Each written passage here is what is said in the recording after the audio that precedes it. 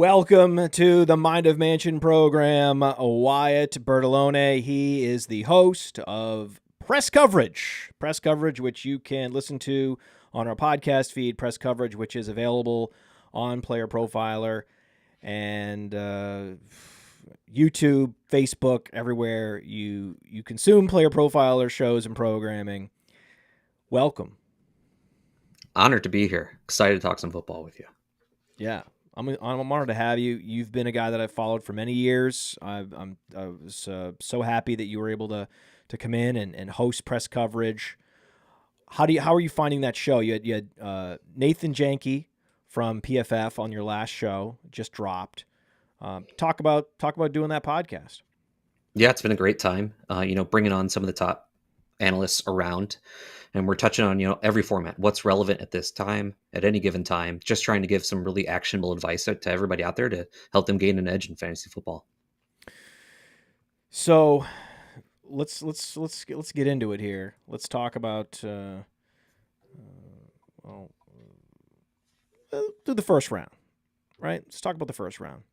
Sure. So I've done this the last couple shows, and I think this is just the right way to start off. Give people some candy to start the show, something interesting. A lot of people are debating what to do with their last pick, or if they're at the 110, the 111, 112, close to, if not the last pick in the first round. What do you do? Are you going Genty? Are you going McCaffrey? Or are you going receiver? Someone like Amon-Ra St. Brown, Nico Collins, someone else that I didn't mention? Is there a particular player you're targeting there? Yeah, mine would be Brian Thomas Jr.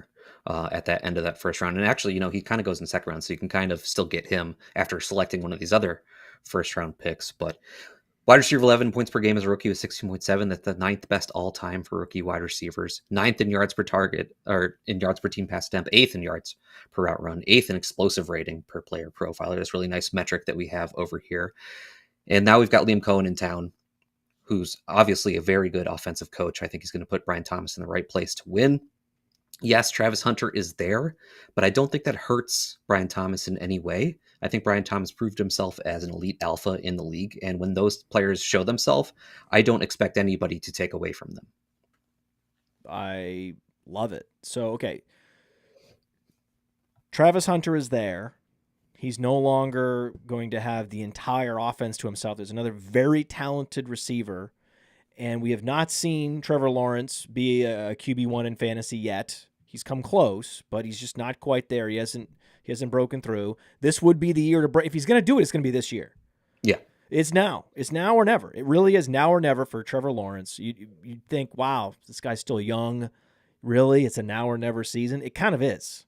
And not kind of. It is. It absolutely is a do or die season for Trevor Lawrence. And if it is a do or die season and we think he's going to do it, then he's going to bring Brian Thomas along with him, and Brian Thomas is going to bring him along with him. So it's going to be this symbiotic relationship. Brian Thomas is the big playmaker of all the guys we talked about. Amon-Ra, even go as deep as Drake London at that spot. You're not chasing the targets with Brian Thomas. You're chasing the big plays and the touchdowns. Because if you want targets, you might as well go Amon-Ra or Drake London even. Or even Ladd McConkey. Like, they're all these guys will out-target Brian Thomas probably, but will they have more yards? Will they have more touchdowns? Probably not. Yes. Yeah, and I think Brian Thomas can at least rival those players in targets with Liam Cohen there as head coach. I really think that he's going to improve this offense, improve Trevor Lawrence. You look what he did with Baker Mayfield. Baker Mayfield was a guy who was never reaching the fantasy heights we would like for him. Why can't he do that with Trevor Lawrence as well? Well, here's the thing with this whole, Liam Cohen. Baker Mayfield was the number one overall pick. And there's been a lot of guys that were high pedigree quarterbacks that really didn't hit their stride until their next team, or in Baker Mayfield's case, like their fourth team. Yeah. But it's very possible, right? I mean, if Bryce Young were to go somewhere else, land somewhere else, I would be all in. I'd be stashing him, right? And that's what we're going to talk about that today. The big theme of today's show is going to be the stashes. Who are we stashing in fantasy football? And there are some washed out quarterbacks that have been seeded around the league that could be the next Geno Smith, that could be the next Jared Goff. Some of them have already changed teams. Others are still on their same team, like a Bryce Young, for example. So I think there's going to be a handful of quarterbacks that break out this year, and we'll talk about who we think they're going to be. Trevor Lawrence is actually one that is under discussed because he's already he hasn't actually broken out. But no, he is one of those guys. Trevor Lawrence is one of those guys where he gets the weapons upgrade, he gets the coaching upgrade. So he should be going earlier. He goes pretty late in the Fast Draft Rabbit tournament, which is our signature best ball tournament. Start 1 quarterback, 2 running backs, 2 receivers, tight end, 2 flex, 7 bench. What's nice about that tournament is that it is the closest analog where a best ball tournament is mimicking the team structure and the draft ADPs of managed leagues, high stakes leagues, the leagues that you're going to be participating in August, practicing on Fast Draft, even the mock drafts. There's a whole mock draft tool on Fast Draft where you can just do a rabbit mock using the ADPs and create teams. I do that. I have to do. I can't, as the founder of Fast Draft, I can't be joining drafts, but I can do these mock drafts. And we'll talk a little bit about some of the mock drafts I've been doing and some of the players and some of the team structures that I've been putting together. But Trevor Lawrence is a guy where if you draft Brian Thomas right there at the 1-2 turn, he's very easy to stack with. No one is reaching for Trevor Lawrence. That's the nice thing. Like, if you draft Cortland Sutton, you got to make sure you get Bo Nix because people will reach for him. If you draft Garrett Wilson, people will reach for Justin Fields. Even the bots in these mock drafts driving me crazy. Stealing Bo Nix. So I'm like, I draft Cortland Sutton. I can't get my hands on goddamn Bo Nix. I draft Garrett Wilson. I mean, these bots will not, mock draft bots, they won't leave me alone. They won't let me get my guys. The AI is too strong. They're taking over. It's funny because that's how real money best ball drafts are too. You draft Jamar Chase, someone else drafts T. Higgins, and then someone else drafts Joe Burrow, and you're like, what are you doing? You don't have any Bengals. Clearly, I was planning on drafting Burrow. His ADP hasn't even come around yet, and you're reaching on him without having another Bengal on your team. Has that happened to you?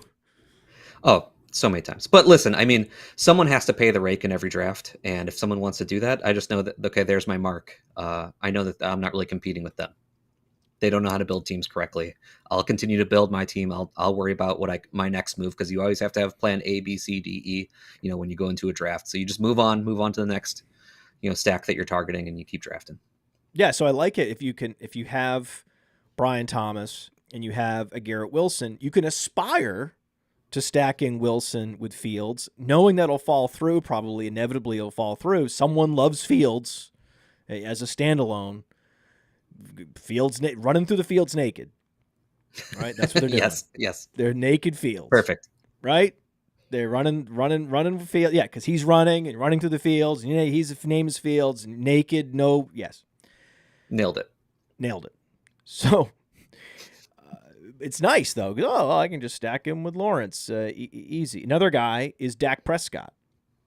No one is falling over themselves to go draft Dak Prescott. So if you have CeeDee Lamb, or in my case, I'm more drawn to George Pickens. And did you see these comments from Dak Prescott about George Pickens? Yes. What did he say? It's feeling pretty good. Makes a lot of sense. I think what he said is that George Pickens is incredible at creating separation down the field and also securing contested catches when there is no separation. Right. See, that's the thing. It's like when we're evaluating football, those two things are a big deal. Isn't that a big deal? Downfield separation, big deal, right? Tends to matter.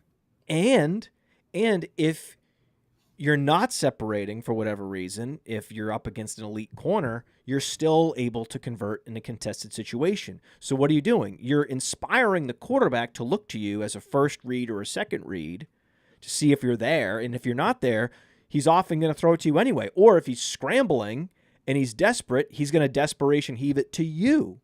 So this is how George Pickens, even with additional target competition, it's like what you said about Brian Thomas. Brian Thomas and George Pickens have a lot of similarities, actually, in that they have more target competition this year, but they could also increase their targets. They could both set career highs in targets, even in an environment where there's technically more target competition, because they've earned the right. They've earned the trust of their quarterbacks. And so this idea that George Pickens is a low target player, he doesn't earn the targets. That's been the criticism of George Pickens since he entered the league, was like, yeah, it must be nice. He's talented, but can't command the targets, therefore can't get behind him. If Dak Prescott is saying this at this point, this is one of the few player speak, coach speak nuggets that I've read this year that stopped me and made me think and made me reevaluate. Yeah, I think this one matters a lot because this is obviously something Dak has wanted for a bit now. He really needed this next to CeeDee Lamb. Dak Prescott's a quarterback who's not afraid to throw in tight windows. He's going to try and make the throws that he thinks that he can make. He needs a player like George Pickens opposite CeeDee Lamb to make those plays when he wants to be aggressive down the field, which he just has not had.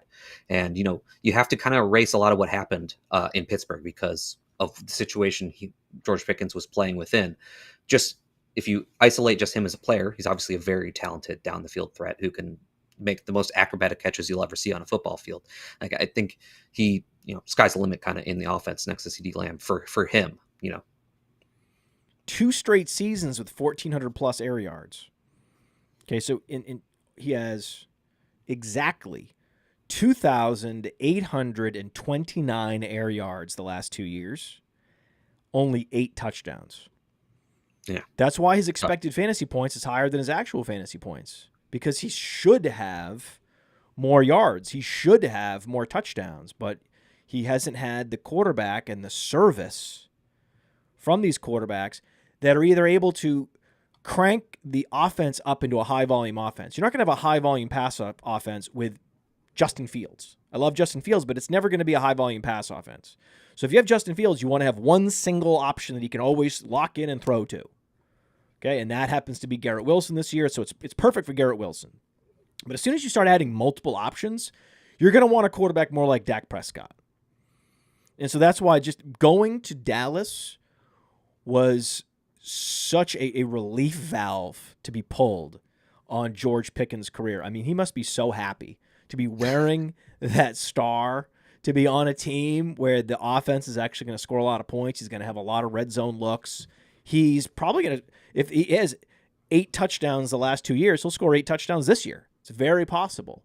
And I love drafting George Pickens knowing that he's a value, and you can't get a player that talented that late very often. Right and now, you're looking at guys like Zay Flowers. You're looking at players that are just, they're not this. It's not the same. It's not the same tier of talent. And then you can also get an underrated quarterback where there's no danger in getting super sniped on your stack later. And another feather in his cap is, look at the backfield. Like, do we think this is a team who's going to be running the ball successfully down in and down out? Like, no, this is a team that's going to want to pass the ball a lot. A lot. Like, a lot. A lot. Yeah. Yeah. They're going to play. So there's absolutely no problem. In fact, that's one of the double stacks I really like. That's one of the double stacks I can get behind. I'm not in the Rabbit tournament on Fast Draft, because it's just 15 players that you're drafting. You're not doing as much double stacking in this particular. You're really hoping that the wide receiver that you drafted is the one that hits for that particular team. That he's the one that maximizes the exceeding of expectations this year, tethered to that quarterback. But there are a handful of teams where I think double stacking makes a lot of sense, and one of them is the Cowboys. because you can get CeeDee Lamb, middle of the first round. And then you got to scroll and scroll and scroll. And I'm looking at the ADPs right now, and I keep scrolling, and I'm scrolling past Travis Hunter. I've scrolled past, look at this. I've scrolled past Jameson Williams. Look at this. Check this out. So if we look at this, this is the Rabbit ADP. This is the best ball tournament on Fast Draft. Use code FAST for a $50 deposit match. You have a code, right? Sure do. Code Wyatt. Code Wyatt. Code Wyatt. Don't use code FAST. Code Wyatt for a $50 deposit match when you get signed up on Fast Draft. And we have Jameson Williams, which his ADP is absolutely absurd. Jameson Williams over Cortland Sutton is offensive to me. Like that actually is offensive to me. I think that's rude. I have to agree with you.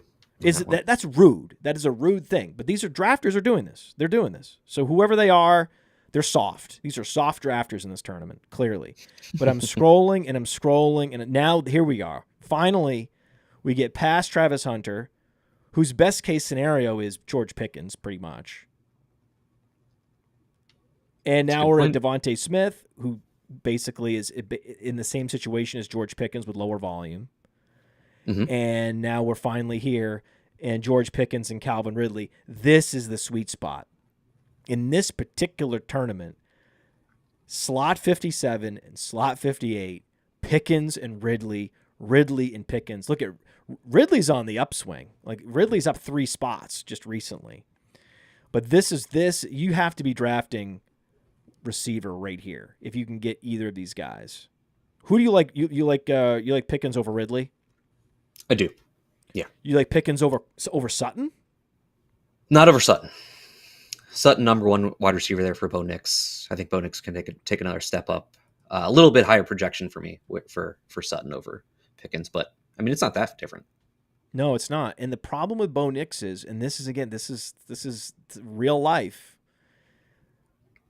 There's an affinity for Bo Nix. The fact that he's in his second year, he's got a stable offense. There's a lot of continuity there. They've upgraded some pieces. They've brought in R.J. Harvey.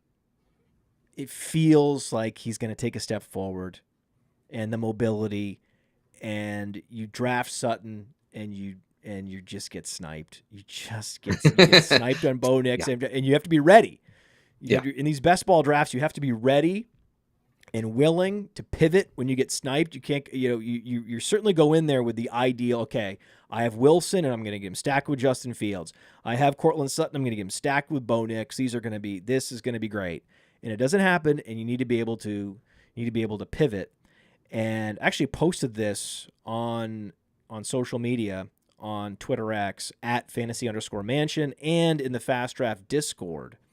I posted this particular team because I use the mock draft tool all the time, so I can't stop doing it. And this is what I did when I got sniped on Burrow. I couldn't get him. Tried to get, because I drafted Chase at the 101, and then I was able to get AJ Brown at the 210, and so I felt very good about that. And then I was like, okay, I'll at least get Burrow or Hurts. And then sniped on Burrow and Hurts. So what do you do? What do you do in that situation where you get sniped on your 2 top receivers? What I did was, to make sure that I wouldn't be in a situation where I'm struggling to stack, I made sure I reached about 6 slots at least, if not a full round, for TJ Hawkinson. Because TJ Hawkinson, to me, has an opportunity to be the tight end 3. I think there's a pretty clear path for Hawkinson to be the tight end 3 in fantasy football this year, in what we know is going to be a high volume offense. And they've invested in the offensive line in Minnesota. It's getting healthier, but also they've been adding pieces, and it just means less likely that he has to stay in and block. More likely he can get out there and run maximum routes. There's some uncertainty around Jordan Addison, so you can easily see Hawkinson being the number 2 receiver there. And then you do that knowing you can come back around and get J.J. McCarthy. So Hawkinson, round 8, and then McCarthy in round 13. Always thinking ahead, trying to set myself up for, okay, Yep.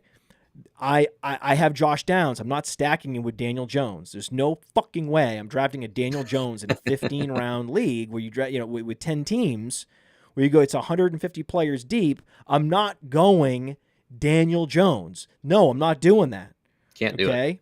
So what am I? So now I have Devontae Adams. I've got Calvin Ridley, and I've got T.J. Hawkinson as potential stacking options. And so I ended up drafting McCarthy in round 13 and then Stafford in round 14. And then the worst case scenario, and this is something that in a lot of mocks, I've had to pull this lever because I'm getting a lot of Calvin Ridley. And in round 15, the final round, and in other platforms, again, he is very, very available. And I think an incredible value stack, Cam Ward. Mm-hmm. Yeah, I like what you did with this team. When those things happen, you already have the plan in place of Hawkinson plus JJ McCarthy. You have yourself another option with Devontae Adams and Matthew Stafford. And I like also what you did. You get sniped on your quarterbacks, you make your other position strong, and then you make the bet that I'm going to hit on the late quarterbacks, and I'm going to catch up to the rest of the teams that way, but I'm going to dominate the other positions. Yeah, I went with 6 receivers and 5 running backs. The running backs were Achane, Hubbard, Travion Henderson, Isaiah Pacheco, Travis Etienne. I think this running back core was just good enough to not go 6 running backs. So the big decision point that a lot of people are making in the Rabbit is, do I go 2 quarterback, 2 tight ends is the most typical. And then it's, do I go 5 running backs, 6 receivers, or 6 running backs, 5 receivers? So you can do a build where you start with, say, 5 of 6 rounds, you go wide receiver. And in that situation, you're so strong and robust at wide receiver, you can afford 6 running backs. In this particular case, I was considering what to do in round 15, and I decided that my running backs were strong enough. Like, I think that running back core that I listed, Achane, Hubbard, Henderson, Pacheco, Etienne, because they're all starters. Well, Travion Henderson is I think, one of the non-starters that you just feel so good about you don't care. Yeah. Because he's such an all-purpose talent. Yeah. That I felt like, okay, I can go with a receiver in round 15. And then when I posted this, Cody Carpentier replied, and of course he was critical of my round 15 pick of Christian Kirk. And I also had Josh Downs in round 9. So now I've got 2 volume receivers. This is full PPR. Rabbit's full PPR. Mm-hmm. So I'm like, well, this is full PPR, my man. And last time I checked, teams are not crowned that look the sexiest. The teams that make all the money aren't the ones with all the flashy rookies. You're going to have some 30-year-olds that just happen to be in the right place at the right time. And I think that's Christian Kirk this year. And now it's coming out, oh, Christian Kirk is the safety blanket for CJ Stroud and all these early training camp drills. That is like, yeah. Do you think that Jalen Noel is going to be the safety blanket? This guy's a rookie. He's got to learn the league, where to be at the right time. So it takes a process to become the safety blanket. And of course, your ex receiver isn't your safety. Who is it going to be? Dalton Schultz? Certainly not Schultz. No. Dak Prescott certainly didn't think Dalton Schultz was much of a safety blanket. He was a very disappointing blanket that doesn't work. A cold blanket, really, is what. Yeah, doesn't warm me up very much. It's very cold, shivery, is what I mean. I just can't get that playoff performance out of my head. Remember he stepped out of bounds. Yeah, I mean, what do you do? I couldn't do it. Like, he single-handedly. You knew he was done as a Cowboy knocked them out of the playoffs. The moment that happened. Yeah, you knew he was done as a Cowboy. And then it was like over. He's like, okay, you're done. You're done in this. But it's like, has he made a big difference in Houston? Of course not. He was a very well-regarded fantasy option for a couple of years. People like Dalton Schultz, and I was like, this is a guy. This is a guy. This is more of a Hunter Henry at best guy. Yeah, that's just Dak Prescott doing his thing. That's not Dalton Schultz. But by process of elimination, doesn't this naturally take us to Christian Kirk is going to get 100 targets? Very well could in this offense, especially So, with the offensive line. They need that outlet. yeah, the offensive line being bad. Yeah, also, I think with Indianapolis, they don't have great tackle play either. So there's weak tackles in Indianapolis. There's weak tackles in Houston. And you can go through these teams around the league, and you can see, okay, who has the weak tackles. Probably increase the slot targets for those particular teams. Makes sense. That's a great way to look at it. Yeah. What's another team that has a slot receiver that you think is going to see additional volume because the offensive line and the pass blocking in particular is weak? That's a really good question. Would it be Diggs with the Patriots? I would think that he's going to play the slot, and it does make a lot of sense for them if that's going to be the case. But I also think that Trevion Henderson could be that outlet for them, which is part of the reason why I'm so high on them. Is I think they need Henderson to be an outlet for May and be a big part of the passing game. Well, that is the ultimate backdoor stack, isn't it? Like, isn't that the if you're really desperate and you feel like you're not gonna, because I think the thing with stacking is it's not just for best ball, right? Mm-hmm. I remember Josh Larkey, when he was at PlayerProfiler, he wrote a whole article about why stacking is an advantage for best ball, where you're draft master formats, where whatever you draft is, you can't go to the waiver wire. You can't you can't do in-season moves. Your lineup is set automatically. Yes, stacking makes a lot of sense, but also just managed leagues, high-stakes leagues, FFPC leagues, you should be stacking, because when you find a team heading into a nice matchup, you can start both the quarterback and the receiver for that team, and you can double exploit the schedule and your start-sit decisional leverage. It's not really a real phrase. I just made it up. But that's why, you absolutely, it's not just a best ball concept. When we talk about stacking, it should be a universal tactic that everybody uses. Yeah, instead of taking two unrelated players that are two unrelated bets, you're consolidating two bets into one correlated bet. It just makes so you have to be right on less things. Right. You could have a roster. I could see this where you're not starting May and you're not starting Hunter Henry. Again, the FFPC tight end premium, most teams have multiple tight ends, and you could easily see a week where, hey, the matchup is horrible. I'm benching May and I'm benching Henry, and then when the matchup is right, when the matchup is perfect, when they're playing Cincinnati, yes, you're starting May and you're starting Henry, and so you're taking advantage of spike weeks for both, and that you get 12 points for a touchdown throw to Henry, and then you don't have to worry about them. They're not even a factor. They're benched when they're going up against in a team where it's going to be all low volume and they don't give up a lot of points to tight ends.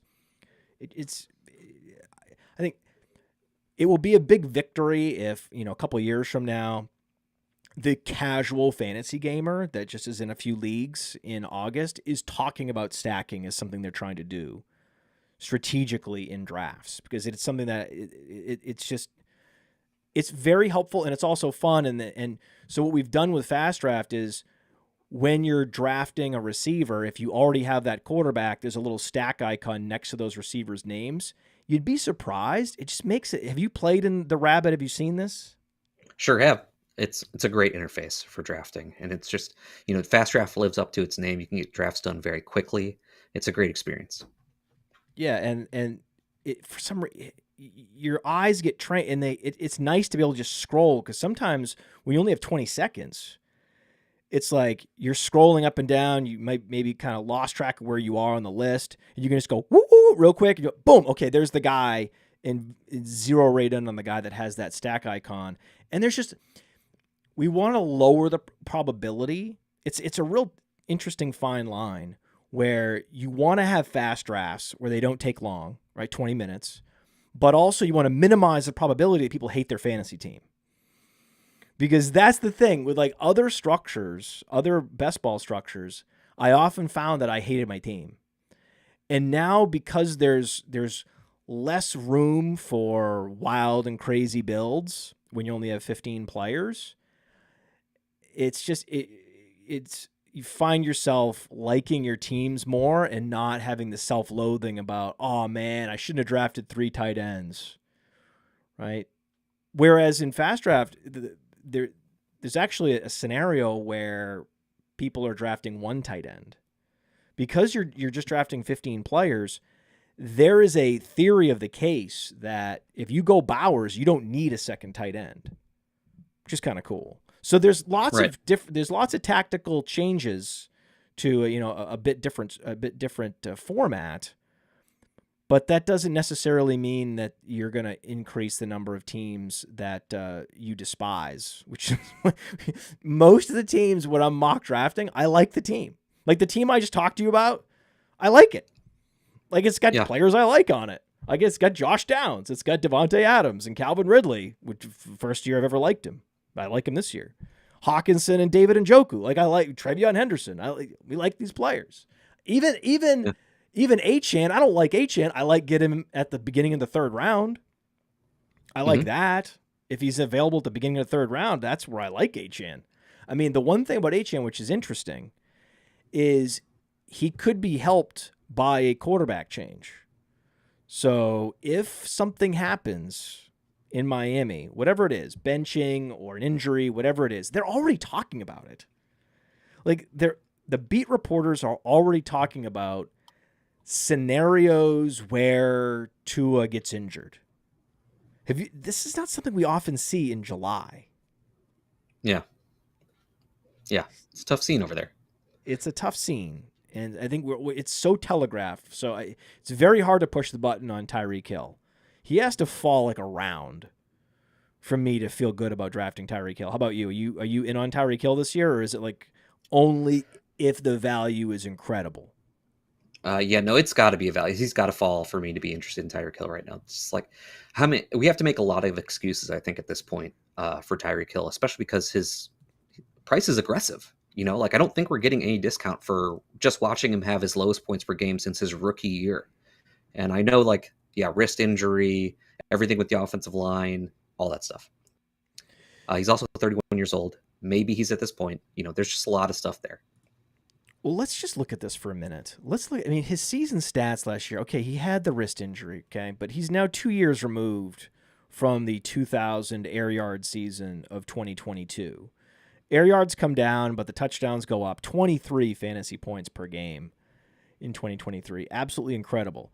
But that was also his age 29 season. He turns 30, and he wins with deep speed. And like a lot of 30-year-old speedsters, finds his production collapsing. This is not like a surprise. This is the archetype of this type of player. They are out of the league very quickly. Once it goes, it goes. Deshaun Jackson, gone.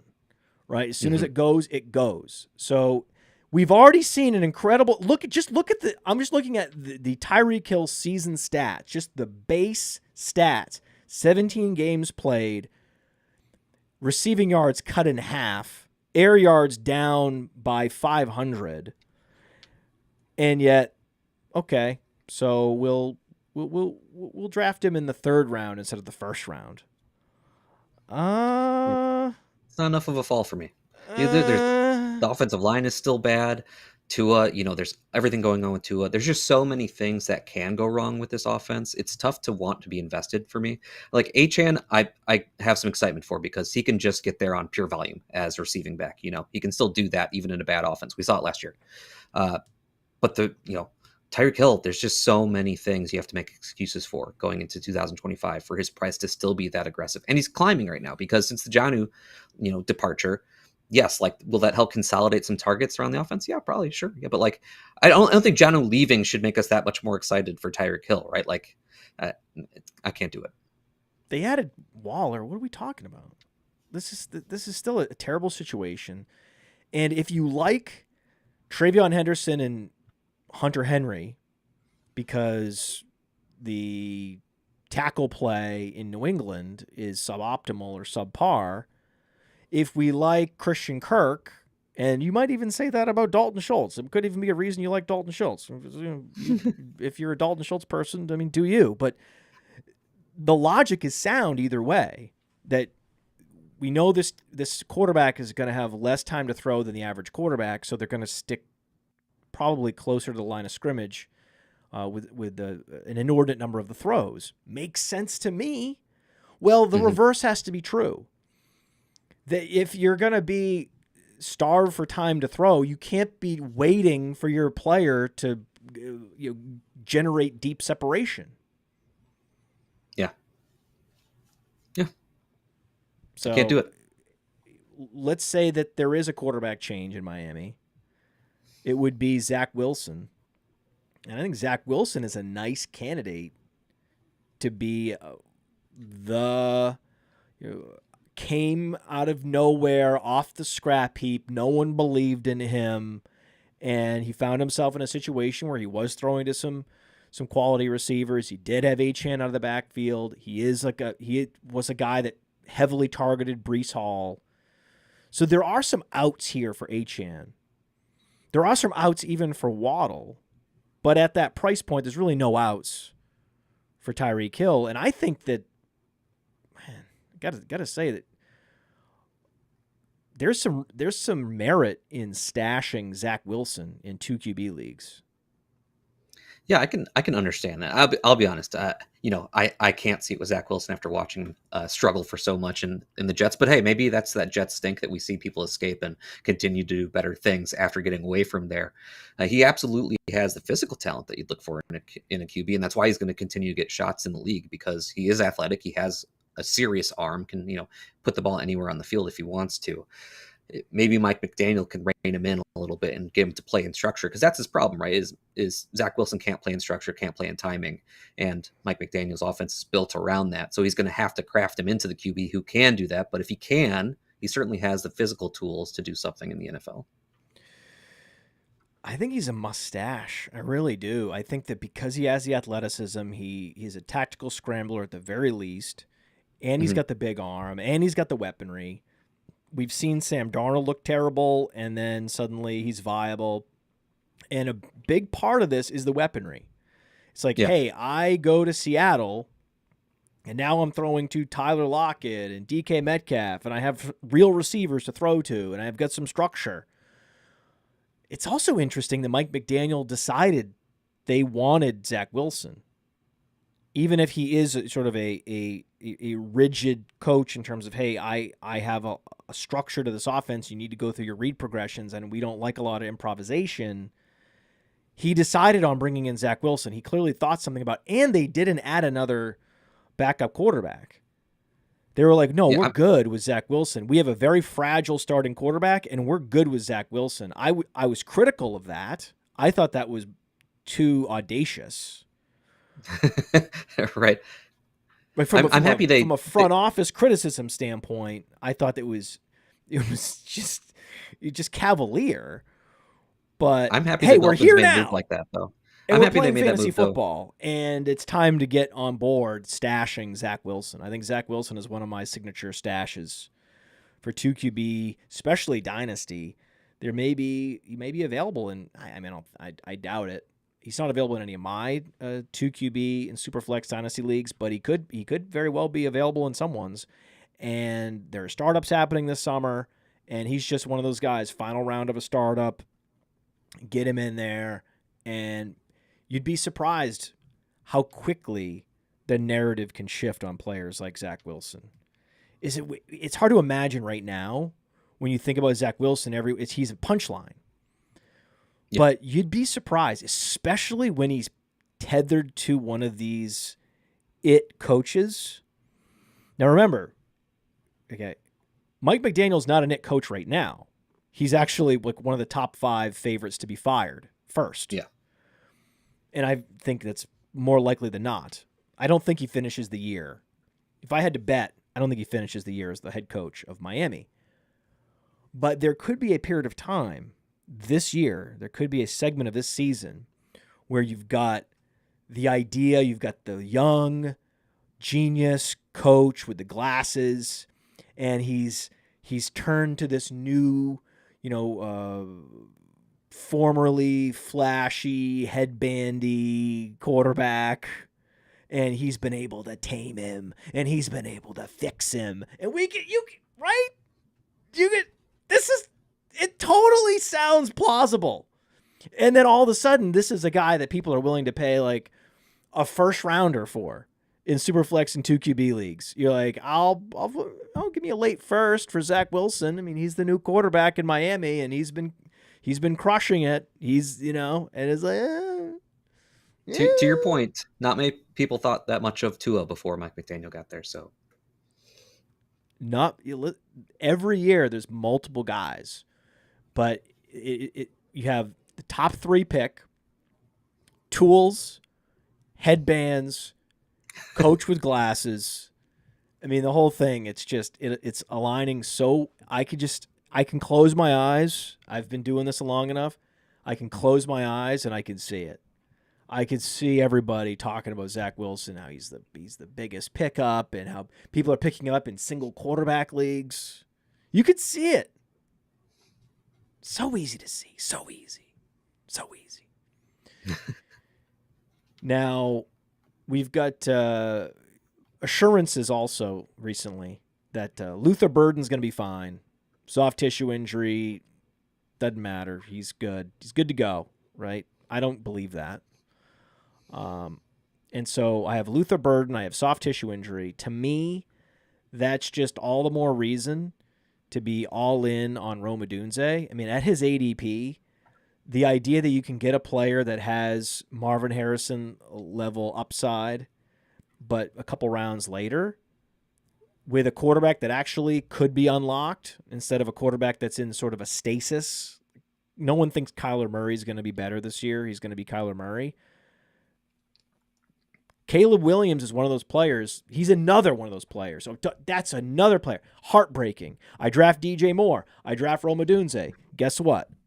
Sniped on Caleb Williams. He's got so many options. Everybody wants in. People like him. And so you got to be, that's one of those guys where I think the quarterback that I'm more apt to reach on to complete a stack, but it's also because I just want him so bad, is Justin Fields. And the Garrett Wilson, Justin Fields stacks, they just feel so good. It's like a warm soup. It just warms your whole body. I don't quite get that from the Odunze, Caleb Williams stacks, but I mean, that is upside right there.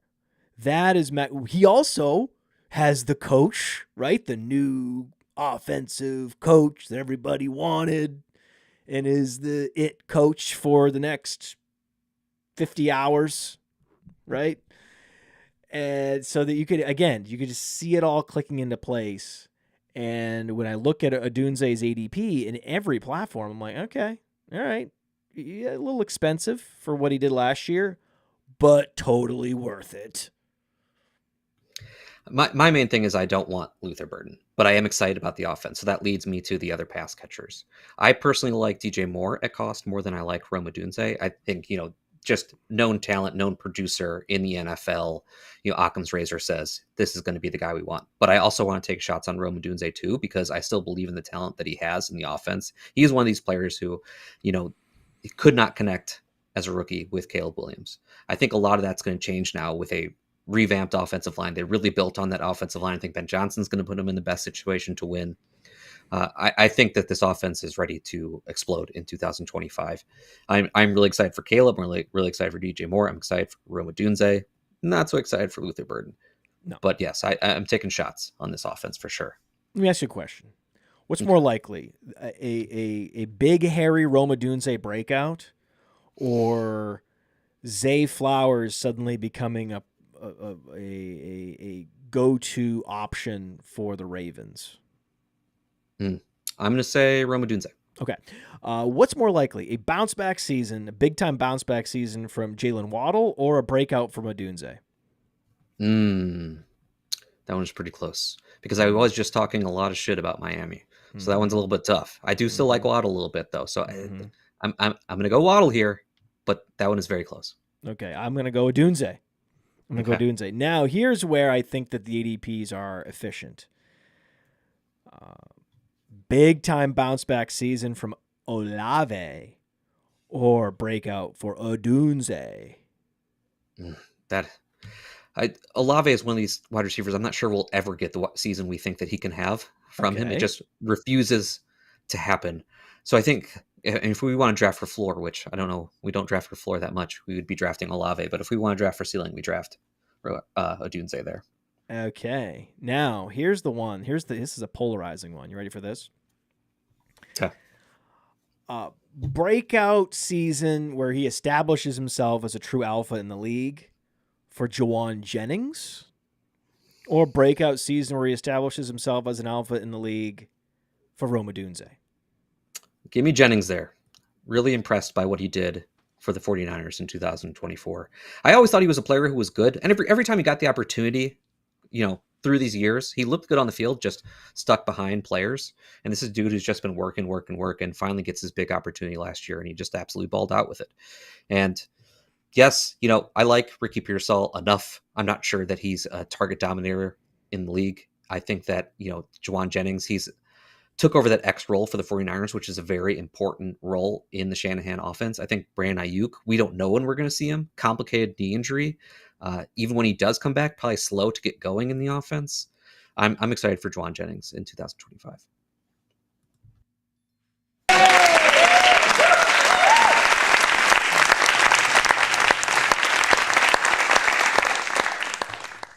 Of all the players we listed, Juwan Jennings to me is the no-brainer there. Mm-hmm. It is. That's the one where I'm like, this guy has the floor and the ceiling. This guy's got it all. Like, this guy established himself as a go-to guy where there is rapport. We're hoping that there's a development of rapport between Caleb Williams and Rome Odunze. But, I mean, just baseline projection, you gotta give Jennings more touchdowns, more of everything, really. And he's in a situation where they're going to throw a lot, and it's just perfect. It is a perfect player, and take the advantage while you can. At some point, again, we close our eyes, we can envision Zach Wilson as like the it quarterback that everyone is trying to go, pick up on the waiver wire, or is suddenly steamed up in Dynasty in 2 QB leagues. Because, again, tale as old as time. We see multiple quarterbacks every year. Sam Darnold. It's just, we know it. I mean, remember, there was a time when Jared Goff had 1 foot out of the league. Like going to Detroit was like he was a throw-in. They were trying to get the draft picks. Right. They were trying to get the Lions were trying to tank and get draft picks, and they happened to stumble upon this reclamation project, and it worked out in Jared Goff. So again, top 3 pick, you can close your eyes, you can see the renaissance. With Juwan Jennings, it's like week 4, week 5, I close my eyes, and everyone's over it. Everyone's over it that this guy was a late round pick and he's not athletic. Eventually, everyone just gets over it. With Adam Thielen, they just get over it. This guy's a target monster. He's a go-to player on their team. Get over it. Right? Arian Foster, undrafted. He's an elite running back in the league. He's not athletic, and he wasn't drafted. Get over it. He's Arian Foster. He's a Pro Bowler. That's just what he is. You're going to look up week 4, and it's like, Juwan Jennings is the clear alpha. Get over it. Some players are just dogs, anecdotally. Like, no stat really behind that. That's just, you look at Juwan Jennings play, and that's a dog. So we've talked about a bunch of stacks already. We've talked about the Hawkinson-McCarthy stack. I love that. We've talked about Hunter Henry, Drake May, another incredible value stack. I love that. Mm-hmm. What are some of your favorite stacks that maybe we haven't mentioned yet? So we kind of touched on Nick Sutton, but I think Nick Sutton Ingram is a good stacking all around, because I think that's where an offense can be consolidated just to those two for the most part in the passing game outside the running backs. I'm a big fan of that one. Also, okay, so that's an interesting one, because we talked about multiple receivers in a 15-round draft. Not too many double stack options that make sense. Jefferson, Hawkinson, McCarthy, that makes sense. Yes. right? So we found a few that make sense. That's another one that makes sense. Is what because it's so consolidated. Sutton, Ingram, Nix. Man, if you're gonna get Sutton and you want to go for that, you got to make sure you get Nix. You're gonna have to. I would highly recommend if you have Sutton, and you think you're gonna need a tight end, and you want Ingram, because really Ingram's the last guy.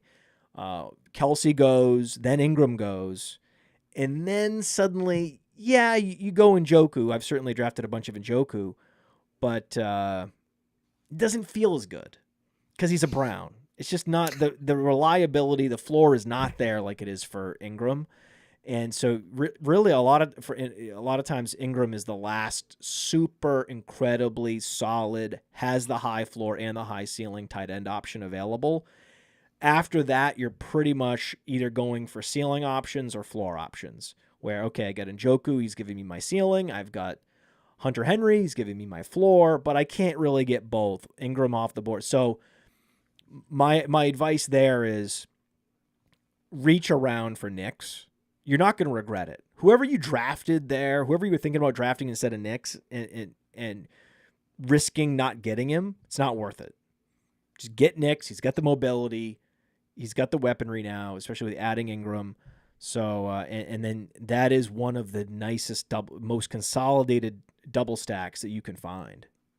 Yeah, and they work really well together. Like they play in different areas of the field, so they're not really competing with each other. So they can both have success together.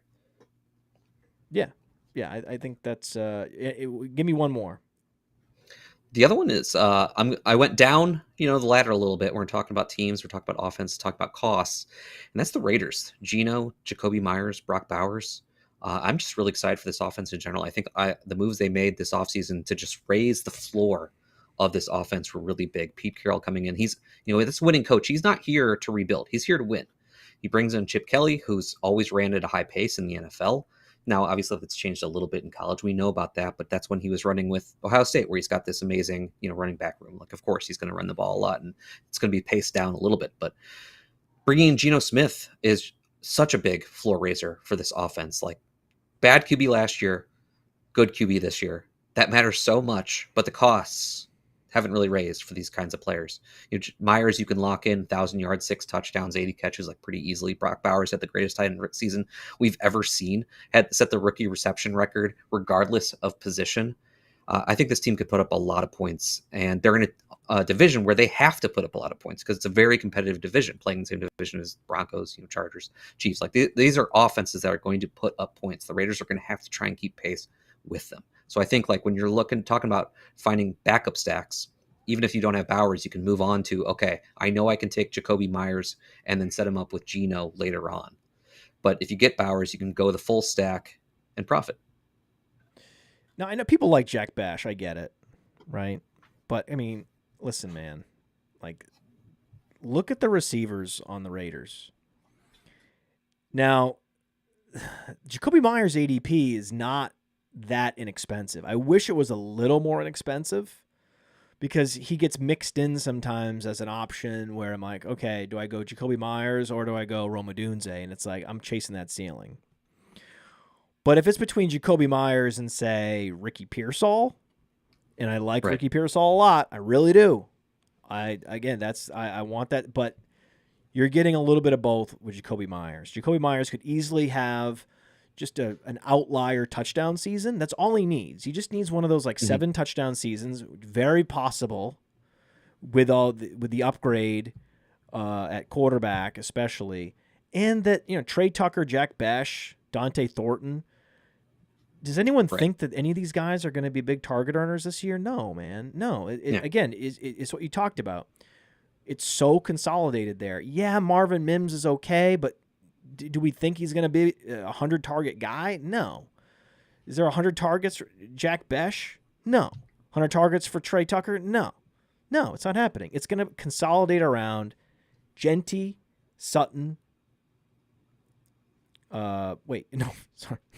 Wait, what did I say?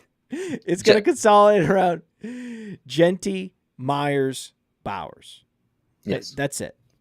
Right now, it's not as clear in Denver because it's you've got RJ Harvey isn't Ashton Genty, but other than that, very similar. Where it's going to be, RJ Harvey at least in the passing game, but I think McLaughlin will have a role. I don't know what it'll be. And then it's Sutton and it's Evan Ingram, and that's the addition of Evan Ingram makes it a little harder to get behind Mims. Just like knowing that Genty's going to catch a lot of passes, it's harder to get to be as into a Jack Besh, for example. There's just not a lot of targets for him. Jack Besh is a guy that's probably going to have a season, but it's just not going to be this year. He's going to be very available as a throw-in in Dynasty at any point later in the season or next year. So in no hurry to put him on my Dynasty League team. But that's just most second, third, fourth, fifth round. If he's not a first round receiver, generally what happens is they have to wait and they lose value, and you can just trade for them later. Yeah. Marvin Mims in Denver, I think is almost a non-factor in a lot of ways. A lot of his targets were manufactured out of the backfield. He was playing a lot of snaps from the backfield. He became their swing pass target there, because the running backs couldn't really do it. Well, now they have RJ Harvey and J.K. Dobbins. They don't really need that in the offense anymore. He might still get some of those manufactured touches, but low snap share, really unreliable. I'm glad you said that, because when Cody says, "Oh, yawn about Christian Kirk," Marvin Mims is definitely a sexier option. Marvin Mims is a downfield playmaker for sure. Yeah, that's exciting. He's even more exciting than Josh Downs. But he's not going to outproduce him in fantasy football. Josh Downs is going to crush him. Yep. Josh Downs is going to triple his targets. Right? So that's why it's yeah, man, I get it. Marvin Mims fun, but you're not winning fantasy leagues with fun players. It's nice when fun players produce, but that's why I'm going Christian Kirk. Christian Kirk is available because people are drafting guys like Marvin Mims and guys like Jack Besh, who have no chance of matching what Christian Kirk is going to do in a PPR league. Yeah. Give me some earlier receivers that they go in the let's say third, fourth, fifth, sixth round, this area, early to mid round draft picks like Tyreek Hill that you just can't do it, and you're flummoxed by how the hell these receivers. For some reason, it's receivers mostly with me. There's a couple running backs here and there that have these ADPs that really throw me off. Tight ends, quarterbacks, typically most ADPs make a lot of sense to me. But there's usually 5 to 10 receivers where I go down the board and I'm like, you got to get out of here, man. You got to be kidding me with these 80. I'm not drafting this guy. Do you have any of those guys? One guy I know is Mike Evans. Mike Evans, for me, he is like Tyreek Hill, showing signs of decline, even a little bit more clear-cut sign of decline, because it's more of a gradual decline of his air yards than in Tyreek Hill, where it's just this. He's already had this cliff year, was last year, whereas Mike Evans barely got there with 1,000 yards, so he's still sort of holding on. But I'm like, no, this line is headed down, man. You gotta get out of the way here, and he doesn't have that Tyreek Hill level dynamism to get me excited. He's just a known brand that's done it for so many years that you're just sort of sleepwalking through a draft picking him. So anyway, where he goes around players with real sexy upside and high floors, players we know are great, or DJ Moore, right? I'm like, whoa, Rashee Rice. So I don't. This player does not belong in that tier. It doesn't have the floor, and it certainly doesn't have the ceiling. So that's just one example, but you probably have a couple receivers in mind. Yeah, I'll say on Mike Evans, it's worth mentioning that until Chris Godwin got hurt, he was not producing quite at the level that we wanted. Now, I'd rather draft him than Tyreek Hill because he costs around cheaper than Tyreek Hill. But yeah, definitely someone I'm not targeting. But the one that really sticks out for me is Marvin Harrison Jr. After that rookie year, that was really disappointing. 42nd in yards per team pass attempt, 58th in yards per outrun. And then the situation was bad because, well, his quarterback basically couldn't find him. He was 64th in catchable target rating among wide receivers because of Kyler Murray. But everything's the same there. So there is no change to Marvin Harrison's situation. I think Marvin Harrison is talented. I still think that that prospect profile still exists for him. But the situation that we saw him fail in is still there. And now he's being drafted around wide receiver 15. Like you brought up with him compared to Rome Odunze and how different their prices are, but those bets aren't that actually different. So that one sticks out like a sore thumb to me where I don't quite understand the ADP. There's a handful of receivers where their 2024 seasons have not been processed, or there's just going to be cognitive dissonance around them until the start of the season. Like the ADP will never correct. The brand is too strong. Like the Marvin Harrison, Mike Evans, Tyreek Hill brands, they're just too strong to allow people to fully process or account for 2024. They're going to get the benefit of the doubt because the brand is so strong, and you don't need to do that. There's plenty of players that are super reliable, that are with big upside, that are available either at the same rounds these guys are at, they're just better, more solid options, or they're available a round later, or 2 rounds later, or 3 rounds later in some cases. So if we just look at the Rabbit draft, the ADPs, Marvin Harrison goes at pick 31, which is only 3 spots after Garrett Wilson. Garrett Wilson is the absolute apex ceiling pinnacle of what Marvin Harrison could potentially do. Is he could beat Garrett Wilson. And they both have mobile quarterbacks. It's just that one guy has a lot of target competition from the tight end position, and Garrett Wilson does not. That's really the difference. So Marvin Harrison has not had a season like Garrett Wilson has had. Nothing even close to the efficiency. Then there's Terry McLaurin, who goes right after Marvin Harrison Jr. He actually did it last year. And then there's Devontae Adams, who did it for 10 years and hasn't shown any signs of a cliff year. And then there's Tyreek Hill, and then there's Mike Evans. It's amusing to me that you have Adams, Hill, and Evans, where these are all Hall of Famers. Well, Tyreek Hill going to the Hall of Fame? Probably. Yeah, I had to guess. So 3 Hall of Famers, all past 30, right? And only one has maintained his efficiency, and the other guys have already shown major cracks in their efficiency and their downfield playmaking ability, and yet they have the same ADP. One guy has Matthew Stafford, one guy has Baker Mayfield as his quarterback, and the other guy has Tua Tagovailoa as his quarterback. And again, ADPs are the same. This is so crazy. So this is how, like, when you're structuring your portfolio and you end up with a lot of Devontae Adams and a lot of Garrett Wilson, what are you going to do? It makes sense. You don't want Kyron Williams there, probably. It's probably too early for a lot of people. They don't want to go quarterback that early. They see advantage in waiting for a guy like J.J. McCarthy or Bo Nix. So you're going to inevitably end up with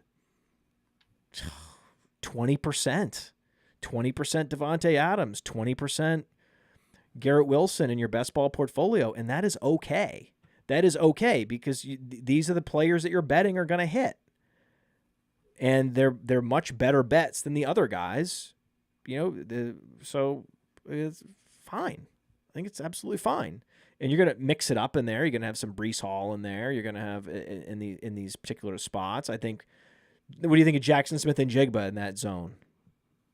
I like Jackson Smith and Jigba in that zone. I think Kupp is mostly dust. I think JSN's going to consolidate a lot of targets to himself. I mean, we could see 30% target share, perhaps even more. I don't have as much confidence in Sam Darnold with Seattle as I did with him with the Vikings. No, but I think it's a scenario where JSN's going to be the only guy in town worth a damn, and he's going to get a lot of targets, and I'm going to bet into that. All right, that's interesting. Why not? I think the nice thing about Kupp is that's going to force JSN to be more of an intermediate route runner. So his air yards will go up, his average target depth will go up, his touchdowns will go up. So I think that actually helps him. If he's still going to be a high volume go-to first read receiver, it's just that the target depth will be higher and the upside will be higher, and this is what we're trying to do, man. This is what we're trying to hit on. So again, much better option than Marvin Harrison Jr. It's funny these guys all went to Ohio State. It's like, I'd rather have Garrett Wilson. I'd rather have Jackson Smith and Jigba. And it's going to be close between Marvin Harrison Jr. and Olave. That, to me, should be the decision point. Like, if Chris Olave and Harrison had similar ADPs, that would be, to me, a logical discussion of like, who can come back. They've both had years where they had huge air yard seasons. There's just been challenges at the quarterback position, rapport, and all these health, whatever it is. There's things holding these players back, preventing them from ever reaching their full potential for whatever reason. And that would be a fun debate to have. But they're not even in the same tier of ADP, so it's not even a thing we can even talk about. Yeah, you're having to have a discussion with Marvin Harrison against the wrong set of players. No good. So I talked about Zach Wilson as a sort of hero stash for 2QB Superflex leagues. Do you have a backup quarterback hero stash? In Dynasty leagues, I kind of always want to have Jameis Winston in my rosters because anytime he gets a chance to play, which he tends to do because he's like, not quite starter level, maybe like 30th best quarterback in the league, which is honestly behind starter level. There really aren't 32 starting quarterbacks in the NFL. He produces every time. So I kind of just like having him on my rosters, but I'm also really interested in Jalen Milroe because he's someone who, if he ever gets a chance, we know he's going to run, and that's obviously just fantasy gold. And then like the last one for me is kind of similar to Jalen Milroe. That's Malik Willis, who honestly kind of impressed me in his little bit of time that we saw him for the Packers last year when Matt LaFleur had to craft an offense with him. And I mean, Malik Willis honestly looked really good, both as a passer and a runner in that offense. I think he's someone who, disappointed as a rookie, went later in the NFL draft than most people thought. But in the second stop here with Matt LaFleur, might have picked up some things. And if he gets a shot somewhere, which he might, he's someone who I think is interesting because he's going to run. He's going to score fantasy points because of it. I love it, dude. That's it. Malik Willis is it. Those are the two. Those are, write it down. Malik Willis, Zach Wilson. Malik Willis, Zach Wilson. Zach Wilson was heavily regarded throughout the process, right? Was beloved as a prospect and then went top 3. Malik Willis was well regarded throughout the process by fantasy gamers. Yeah. NFL said otherwise. But actual NFL scouts were never impressed. But he can stick with it. He has the arm talent. He has the mobility. He has the raw tools. And if he can stay in the league and he can get a chance to start, then he's going to be someone people are going to be playing. If you have him and he's starting, he's a guy you have to play because the upside in fantasy with that kind of rushing production is a must start. Mm-hmm. Comments coming in. Chandler Mercer. Who is the best Ohio State wide receiver in the NFL? Put that in the comments, everybody. Put it in the comments of the show. Who is the best wide receiver from Ohio State in the NFL right now? It's very close. It's very, very close. And also, like the show. If you like what you're watching, go ahead and like it And then others, not anyone in your league. I promise no one in your league will find out about the show, but if you like it, other people will find it that will eventually never be in your league. You'll never have to compete with them. Don't worry. You can like it and be fine. Share it with friends that aren't in this league that you're in, right? So if the podcast, best thing you can do is share it. I know you don't want to share it with people in your league. I get it. But I would say it is a boss move to do that. Mm-hmm. It is it shows confidence, and it's a very boss move to share a show with people that you compete against. It's like, you know what? I'll tell you what I'm doing. Right? I'll talk about how our engine is set up, and I'm just going to outdrive you in this NASCAR race. Right? I'll give you some of the plays we're going to run, and we're just going to out-execute you on the football field. That's what we're doing. Yeah. So I love that. I love that idea of just saying, you know what? These are the resources. See if you can get them as much out of it as I do. You probably won't. Now,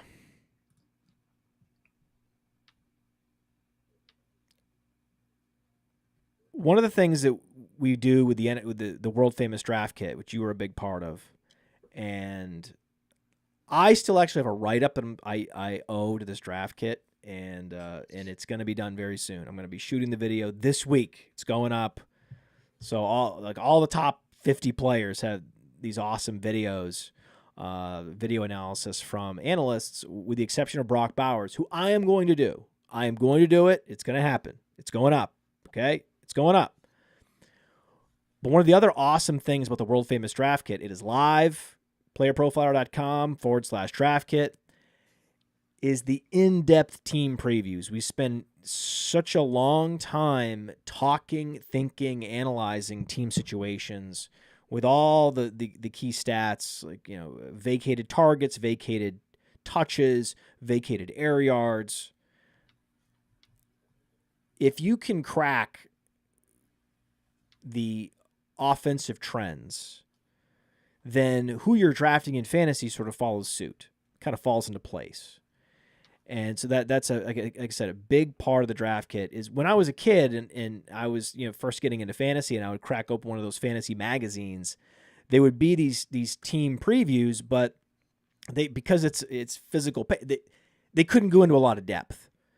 Because it's the internet, we can digitally go to crazy extents, crazy in-depth team guides, which is part of our world famous draft kit. One of the reasons it's world famous. So when you look across the NFL, talk to me about an offense you think is going to exceed expectations the most.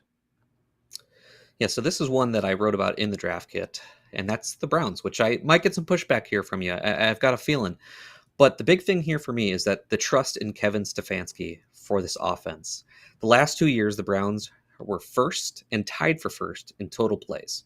And more plays equals more fantasy points. Now, yes, of course, there are some overtime games in there. But the point is that this stresses that Kevin Stefanski is not afraid to run at a high pace. He's not afraid to drop back and pass at a high clip, no matter who his QB is. The QB play has been terrible for the Browns, and we still got fantasy values from the offense because Kevin Stefanski's offense and his willingness to run at a high pace and continue to drop back and pass. It doesn't actually matter who the QB has been. We've seen Dorian Thompson-Robinson, who's absolutely dreadful, help Jerry Jeudy produce highly in a week because he threw so many passes for Kevin Stefanski. And this is going to be a bad team. They're going to be playing from behind. I expect them to play at a high pace, be high in total plays. It might be ugly. In fact, I would bet that it's going to be pretty ugly over the course of the season.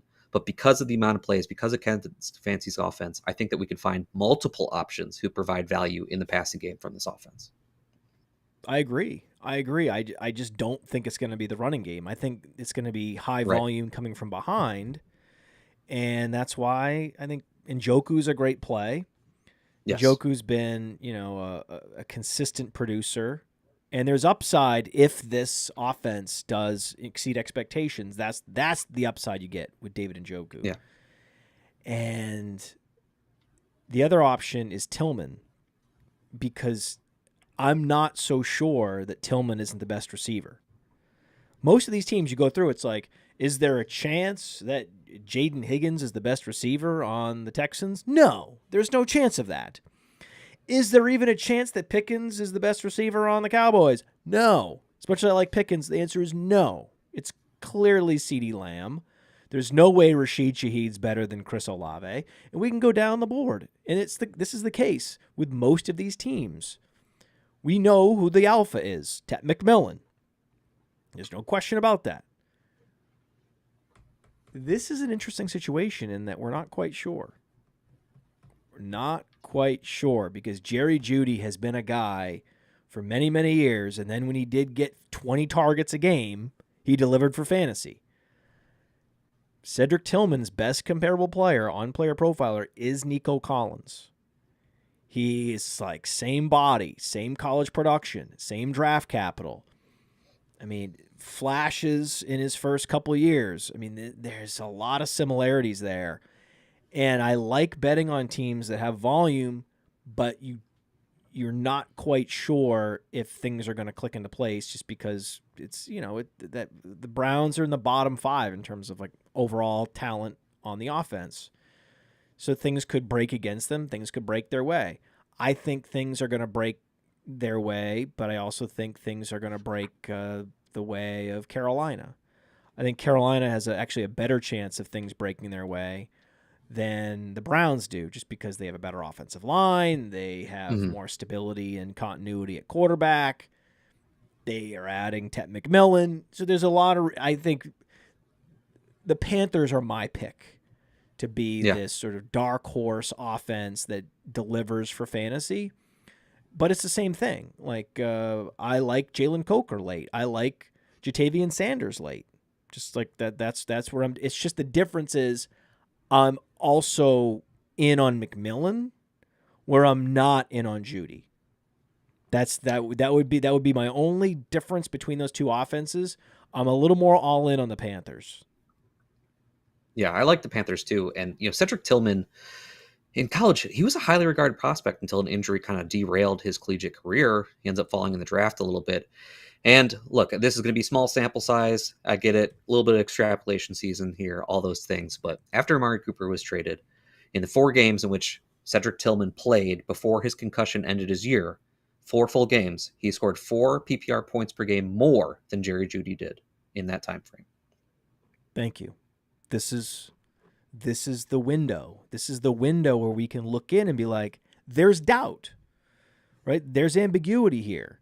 Who's the best receiver on Green Bay? We're not sure yet, right? There's some ambiguity there. That's why there's some value in Golden and Reed, right? Because we don't know how it's going to shake out. I've also read that the Browns intend to start Jerome Ford. That one's an interesting one. It's not that surprising to me, though, because he was efficient last year, and he earned it, and that's another tale as old as time in the NFL with veteran deference. Yeah, I think third downs for sure to start this year, no matter what. Neither Judkins or Sampson are really third down backs. Don't have impressive receiving numbers, aren't pass blockers in the way that Jerome Ford is, something he's already been doing in the NFL. It makes sense for him to do it. Starting the season overall, I'm not sure. He did have to take a pay cut to stay with the team. That kind of came out that's why he had that renegotiation, because they might have moved on from him otherwise. But I think he's going to be a thorn in the side more than people think that he will be, and for most of the season, if not all. Yeah, I mean, it's going to be very difficult for Jerome to be startable, right? For all the same reasons. Like he's gonna be shuttled off the field plenty because they have Quinshon Judkins. Hello, so even if he is the starter, okay, I can't start him for fantasy, right? And then Sampson, it's going to be difficult for Sampson to get there. And you don't want these guys getting injured. An injury would clear this up quite a bit, but we're hoping no one gets injured here. Especially Jerome Ford, man. Sampson or Judkins goes down, they're going to come back and they're going to have plenty of opportunities to prove themselves. This guy, yards created per touch on Player Profiler, Jerome Ford, 4.54 last year. That was number 4 among qualified running backs. Look at these advanced stats. top 15 juke rate, top 15 production premium, top 10 in stats like true yards per carry, but also look at the routes run, the catch rate. Mm-hmm. He's running a lot of routes. He's super efficient catching passes. I'm sure these weren't the most accurate passes ever either. So it's interesting. Like player. He has a role. Like if you're drafting Rachaad White because he's going to have a pass catching role, well, Jerome Ford he's actually going to start games that Rachaad White's not going to start, and he'll likely have a Rachaad White-like role later in the season. I think that's why it's surprising they drafted 2 running backs in the way they did, drafting both Judkins and Sampson, because Ford, I mean, what did Ford do wrong? I mean, we just showed right there that Ford was doing a very good job at his job. No one's drafting Jerome Ford in the Rabbit draft. It's just not deep enough. Yeah. But you could make an argument for it. I mean, he doesn't go, if you go to Underdog, he goes outside the top 200 players. Mm-hmm. That's how late he's going. So I think you'd have to have a deeper format, like an Underdog format, and then he becomes a great sort of final 5th running back you might want to add, just because there's some stability there, knowing he's going to start the season as the primary back, at least for a game, at least. And then he's going to have a role as a pass catching back after that. Kind of love him as like a final round pick in deep best ball leagues. I'm no stranger to some last round Jerome Ford. Dude, I love it. Love it. Love it. Okay. What NFL team do you think is going to miss expectations the hardest? Yeah, we kind of already touched on this one, but it's Miami. There's just too many things that could go wrong for the offense, or already going wrong. Like we already know the offensive line is bad. Tua, who knows what's going to happen there. When he's healthy, he tends to fade, and he has trouble staying healthy. Is Tyreek Hill on the back end of his career? You know, they traded away Jonnu Smith. All right. What about a less obvious one? The other one that I was going to think about doing here is Houston, because a lot of the same things, you know, that you have a little more confidence in Nico Collins. Joe Mixon might be able to get there just because it touches again, but offensive line, it's similar thing here. No on Joe Mixon, but similar thing here. The offensive line is a problem. You cannot draft Joe Mixon. Let me get this straight. I'm going to take a post-Apex running back whose target share is heading in the wrong direction on a team that has one of the worst offensive lines in the sport. Get out of here. No, you cannot do that. You cannot do that. I'd much rather have James Conner, wouldn't you? Yeah, I think so at this point. I mean, if we have to take a dusty running back, fine, take a dusty running back. I'll take James Conner. I think I'd rather have Aaron Jones. That one's a little bold for me. I'll be honest with you. I mean, Aaron Jones, because I like Jordan Mason a lot. Because Jordan Mason is, he's the it's like, take a step back. Why are we getting off a player? I'm getting off a top 5 fantasy option in fantasy points per game. Aaron Jones, who still has plenty of juice left, has shown no signs of slowing down, except the team just decided to trade for Jordan Mason, and that's what gets me terrified. That I thought the reason why these running backs do so well in San Francisco is the system and the zone blocking scheme and Shanahan. I didn't think it was because they were so talented, but apparently Jordan Mason, the undrafted, unathletic running back, he is the next Arian Foster. Apparently, it's like, no, we don't believe in Jawan Jennings yet. He has to do more than all these double-digit target games and being the clear and obvious alpha. No, we need to see it one more time from Jawan Jennings. But no, we're sold on Jordan Mason. It's so much so that we have no interest in drafting Aaron Jones. Aaron Jones goes where on Fast Draft? If I have to keep scrolling in the Rabbit tournament, I keep scrolling. Oh, there he goes. He's going after Chris Godwin, after Deebo Samuel. There's Aaron Jones.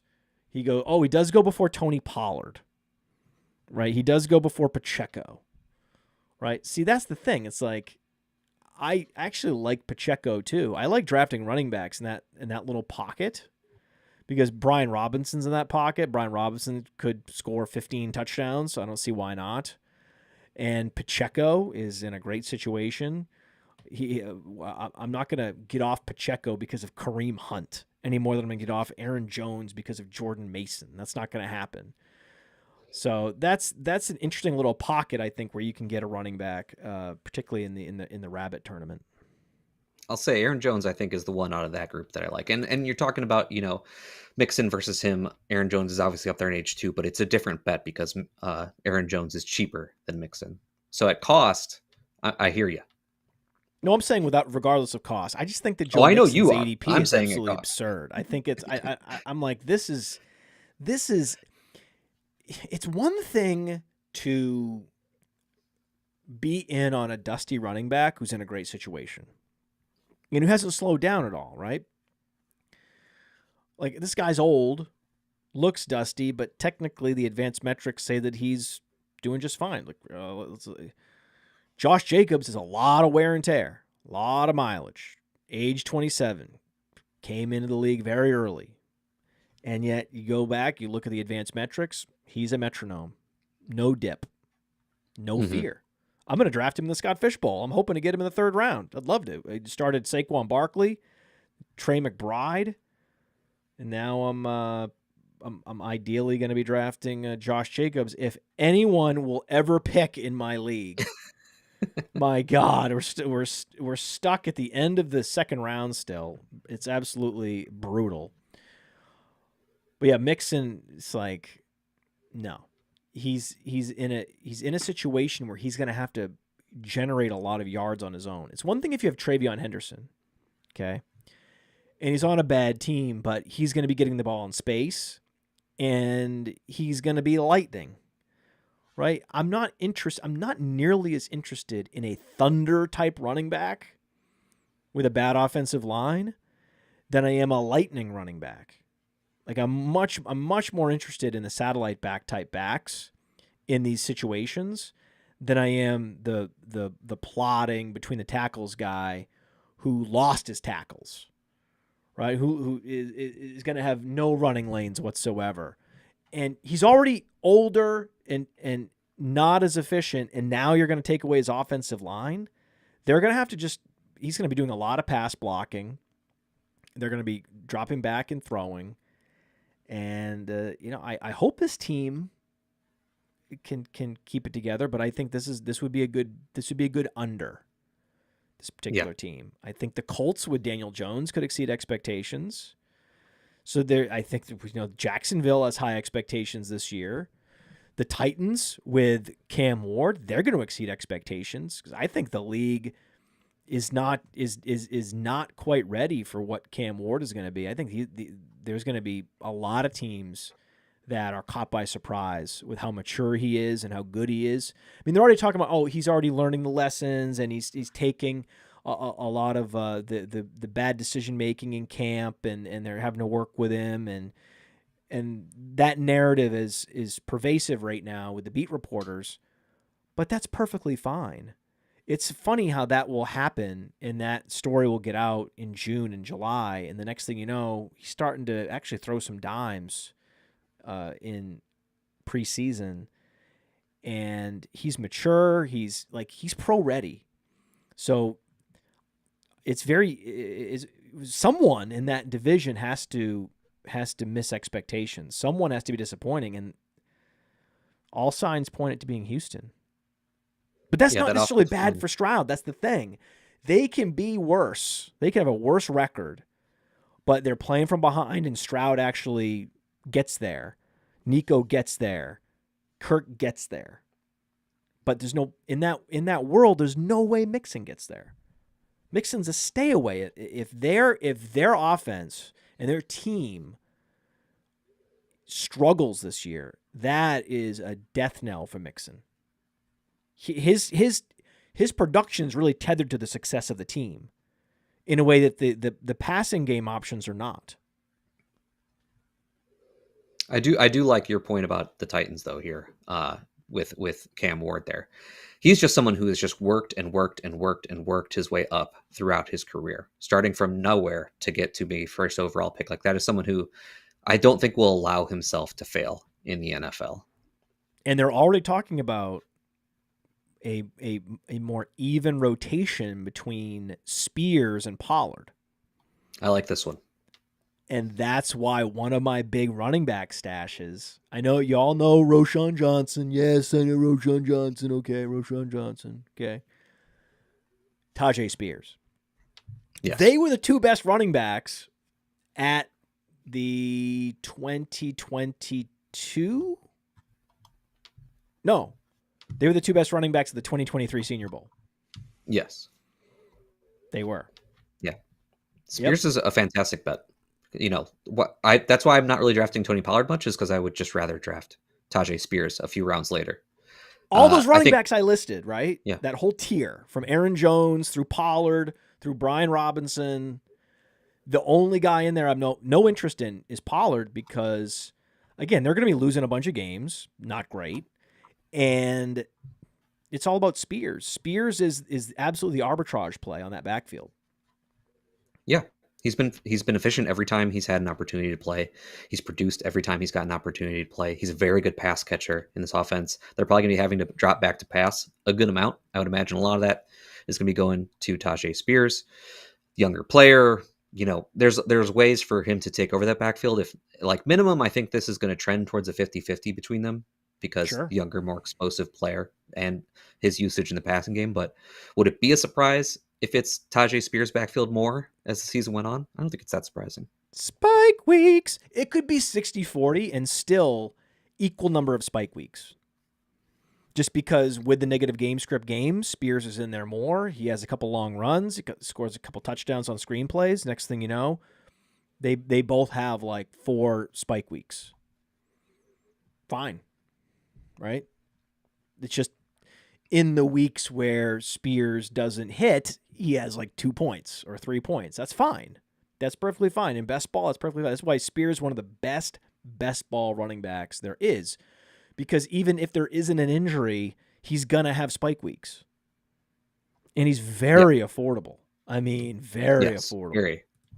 It's crazy. So in the Rabbit tournament, he's going, okay, here, this is perfect for me. I mean, RB arbitrage, man. RB arbitrage. This is such a delicious place to draft running back where you have Spears and Jaden Blue right there. Spears and Jaden Blue right there. They could have very similar roles. Okay? And guess who they're going after? They're going after Zach Charbonnet, who doesn't have the same kind of upside as these guys. He doesn't. Okay? And you keep going up and up and up. Who else? Who's higher than that? Look at some of these guys. Look at these receivers. No, thank you. Najee Harris, Bashal Tutin, get out of here. This is what I'm talking about. Now, you can actually build an argument for Javonte Williams as a floor play in best ball. I'm here for it. But you can't give me Najee Harris, and you sure as hell can't give me Bashal Tutin. I mean, Tajay Spears is just simply a better option, period, than Bashal Tutin. Bashal Tutin, he might be a game day inactive. I'm still betting on Tutin. I'm still betting on Tutin. I know what you're going to say. LaQuint Allen has been getting the high regards for his pass blocking, which is not something that Tutin does well. And ball security. Yeah, ball security, yes. Was the concern this is for Tutin? Trending towards game day inactive. Again, I hate, Wyatt, that I've been doing this as long as I've been doing it. Okay? That I'm jaded, that I'm cynical. I used to be able, there was a clip of me talking about Tevin Coleman when he got drafted and all his potential and how he could, basically run across a river just by stepping on the heads of alligators and crocodiles. Like that's just how fast he is. And I wanted him so bad. And then Brashad Perriman, right? These guys, first round picks, 100th percentile athleticism. I would get so out in front of my skis on these guys. And now I've seen too many. I've seen too much. I've seen too much. I've seen too many situations where these guys look great, and next thing you know, you're Israel Abanikanda. And the team thinks you're raw and you're playing on special teams or you're a game day inactive. And you're like, how the hell did this happen to me? And then you're like, wait, can I even keep this guy in my taxi squad anymore? That's not what I'm not worried about that with Tootin. What I'm worried about with Tootin is he just doesn't pick up the offense. He doesn't do the little things. He gets in the doghouse.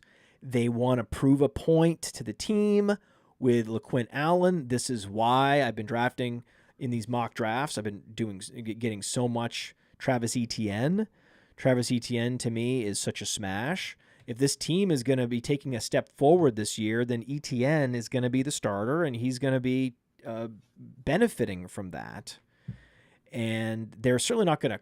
They can't cut, but they're gonna keep him on the roster, and ultimately, it's about special teams contributions. If he's not a special teams contributor and you're the third running back, the math is you are often a game day inactive, even if you have a lot of potential, especially if you're like not a top 50 pick. It can happen to you. You can end up essentially having a redshirt rookie season. And then the next year, look out. Like you could be Chase Brown the next year and you could break out all over the place, but you just might need a year of seasoning, and that's okay.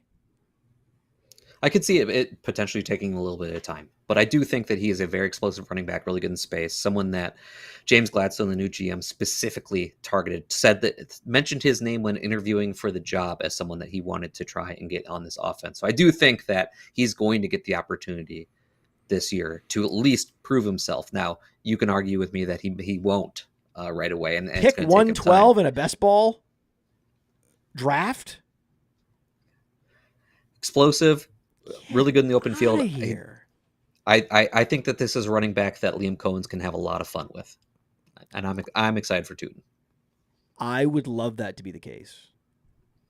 I just want to let you know, I would absolutely love. You're too beaten down. You got to have some fun. I would very much love for that to be the case, and I have 10 burning questions for you. Right? We've like, oh man, show's over. No. Oh no. We still have burning questions. Right? We have 1, 2, 3, 4, 10 burning questions for Wyatt Bertolone after this. The world-famous Draft Kit is live, and it is this signature bit of content that we create every year to help you dominate your fantasy league. The most in-depth team previews you'll find anywhere, including signature trends and a lot of key stats on individual teams. Also, a 300-player cheat sheet for best ball, for seasonal leagues, individual cheat sheets from the top analysts here at Player Profiler. There's also video analysis and written analysis from some of the top minds in the industry. And we have all these new features like a Rate My Team feature, plug in your roster, and our AI tools automatically generate a draft score, as well as a whole commissioner guide. You have to subscribe to it to believe it. PlayerProfiler.com/draftkit, PlayerProfiler.com/draftkit. Get it now. Go win.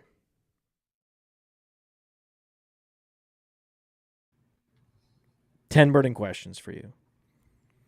Key analyst for the Draft Kit. So get the Draft Kit, subscribe to it, and you can absorb some of the research, all those hours of research from Wyatt Bertolone distilled into the Draft Kit. Now, here we go. Will Patrick Mahomes and the Kansas City Chiefs be Patrick Mahomes and the Kansas City Chiefs this year? I believe so, yes. I think a lot of this has to do with the division.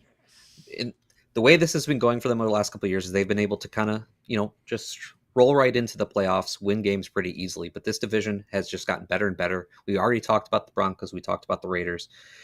Little stat, I got to shout out Scott Barrett on this one because this is where I saw it from. But Mahomes was first in the NFL in first half passing yards, but then 29th in the second half because they're up, good defense, not having to continue to push up the score. I don't think that happens this year. I think they have to put up points. Yeah, I mean, I mean, it would be nice if some of these like front seven guys for Kansas City maybe retire. Yeah, I'd appreciate it. Just get tired.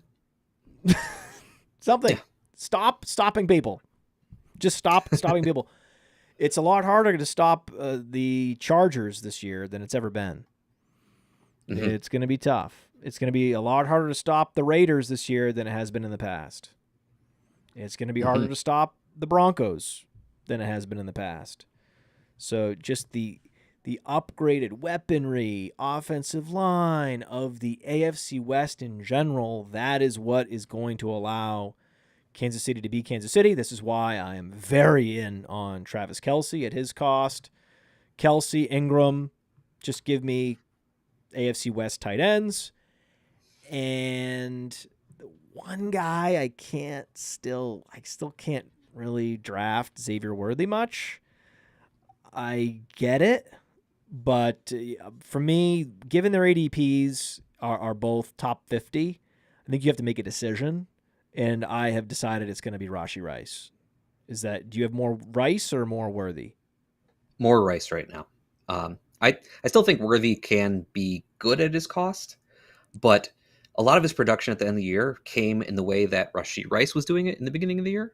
And I imagine that goes back to Rice because that's really his only role in the NFL. The Chiefs found it. The way they use Rashee Rice, they found it. I expect him to go back to that. I expect Xavier Worthy to stretch the field a little bit more. Now, if Mahomes can get back on page with some of those deep shots, we could see Worthy, actually make good on his ADP. I think they can get back there, but they have to hit on those deep shots that they couldn't hit on last year. Yeah, he's like, air yards, big plays for Worthy. Yeah, but guess what? Sutton and Calvin Ridley were 1-2 in air yards last year, and they go after Worthy, and they're number one options. It makes it tough to draft Worthy. Okay, next question. Is it possible that it's actually Drake May who is this year's Jaden Daniels? Absolutely. I am all in on Drake May. You look at the 9 games he started and finished over 18 points per game, 37 rushing yards per game. And we know that the coaching staff actually stopped him from running later in the season because they wanted to make sure that nothing happened to him going into 2025. And that coaching staff is now gone. But also Josh McDaniels comes in, who people can talk all the crap they want to about Josh McDaniels as a head coach. I'm sure a lot of it is warranted, but as an offensive coordinator, he's been good, even when not around Tom Brady. We look at he was the offensive coordinator for the Matt Castle year for the Patriots. His offenses for the Broncos and the Raiders were good. Now he brings some stability to this offense, some real play calling to this offense. Everything that they've done around him, drafting Will Campbell, Trevion Henderson, Kyle Williams, signing Stephon Diggs, these are all great things. Hunter Henry is still there as Mr. Reliable. Demario Douglas in the slot, I like a lot too. I think everything is here for Drake May. I think we can see him be that Konami code quarterback that you want to be drafting. And he's not even drafted as a QB1, but he should be. So in your redraft leagues, you can just wait to be the last person to draft a quarterback, take Drake May and profit. Thank you. Thank you for saying that. Yeah, Drake May, JJ McCarthy, these are, be the last one to draft a quarterback and lock in a potential top 10 guy without having to spend the money. McCarthy, more of the prolific version, right? McCarthy could be what Patrick Mahomes is, and just in terms of raw production in the context of that offense. And, Drake May with that mobility could essentially be an analog, a much less expensive analog to Jaden Daniels. It's very exciting. I don't like Bucky Irving, but reading the draft kit, especially looking at the schedule and the analysis of the Buccaneers and their situation in the draft kit, it changed my mind, man. And we talked about Calvin Ridley. That one I knew right away. As soon as I was in data analysis on PlayerProfiler, just sorting last year's stats, show me last year's air yards, and then I'm like, okay, this is crazy. This guy is someone I have to finally get behind. So, but I don't like him. I don't like Calvin Ridley. I don't like Bucky Irving. They're not the type of receivers, running backs that I generally gravitate to. I prefer my running backs in an all-purpose role to be bigger. right? Ideally, you look like Saquon Barkley or some version of Saquon Barkley. If not Saquon Barkley, give me Breece Hall. Like I have to go down the board to get to a 195-pound all-purpose starter. It just bends the believability. But I'm doing it. I don't care. I'm doing it. Same with like Calvin Ridley, 190 pounds, perpetual disappointment. But you put the right player in the right situation, the right ADP, I'm in. With Bucky Irving, that team situation is so good late in the season. It's why Mike Evans' ADP is what it is the schedule. But we talked about this. If Houston has a difficult schedule, or more difficult than was advertised because of the improvement of the AFC South, well, that's not necessarily bad for CJ Stroud, right? A challenging schedule can sometimes be good for the passing game, bad for the running game. The reverse is true with a super soft schedule, where you're looking up and suddenly you're like, I have Mahomes and I've got Kelsey, but they've got these juicy matchups. It's so easy. They're playing the Raiders. Why am I not scoring any fantasy points? Oh, because they shut down the passing in the second half. So again, all the more reason to be careful drafting these Buccaneers receivers, but also if that is true, right? It's like, oh, well, if this is true, then you also have to think about this, right? If it is true, I have to be honest. If I'm going to have this take on Mike Evans, I have to go out and I have to draft Bucky Irving. So, my question is, this is supposed to be like a rapid fire segment. I was just filibustering. The question is, do you have players that you hate that the situation is such or the value is such you just can't get off them? There are two running backs where everything like I've learned about fantasy football tells me that I should not be drafting them this year, but I can't help but take them at their ADP, and that's Saquon Barkley and Derrick Henry. These two are just freaks who just, defy the odds. And, Saquon Barkley is coming off the season, which he touched the ball almost 500 times. Everything in me says, like, you don't draft that running back next year, but he's Saquon Barkley. He's amazing. He is everything you want in a running back. He's playing behind the best offensive line in football on a top offense. Like, seems like you should draft that player. Derrick Henry, going to be 32 in this season. Crazy. But he's a freak of nature. Unlike any other player in the NFL. Again, playing on a top offense, perfect situation, incredible player. Like, I can't help but make sure I get exposure to them, even though like everything about them says I should not draft them. What's so funny is in the Flex 4 game on Fast Draft, where you just draft any 6 guys, the top 4 into your lineup. It's the simple, easiest, best ball format that's ever existed. The winning team drafted Barkley in the 2nd round and Henry in the 3rd round last year. Just printing money. Literally printed 10 grand doing that. It's incredible. Okay. Who are your favorite running back handcuffs? Because we've already talked about Tajay Spears. I consider Tajay Spears to be a handcuff, so you can't say him. And you can't say Roschon Johnson just because we talk about him too much. Anybody else? Oh, I've got some.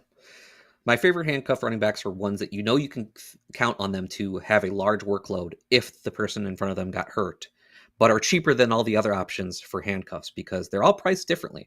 But Will Shipley, Rico Dowdle, DJ Giddens, even Tyler Algier are priced behind a lot of other handcuff running backs. And these are running backs who, if an injury happened in front of them, they're going to have a large workload. And for the most part, they're in offenses that we want to be attached to. Will Shipley on the Eagles, fantastic offense. Tyler Algier on the Falcons, like we know that he's someone who will get a 3-down role and produce with it. DJ Giddens has size and speed, exciting, playing for Shane Steichen. That's a rushing offense that we like.